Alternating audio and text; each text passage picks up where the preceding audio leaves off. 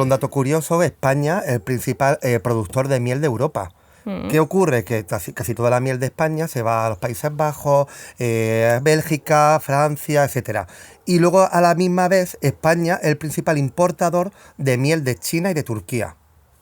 Entonces aquí hay un problema grave. Esto antiguamente eran tierras de cultivo del monasterio de la Orden de San Jerónimo, aquí muy cerquita.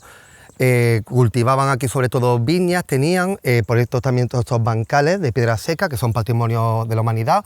Y hemos hecho el proyecto de Miel Mongo con unas 20 colmenas que tenemos actualmente.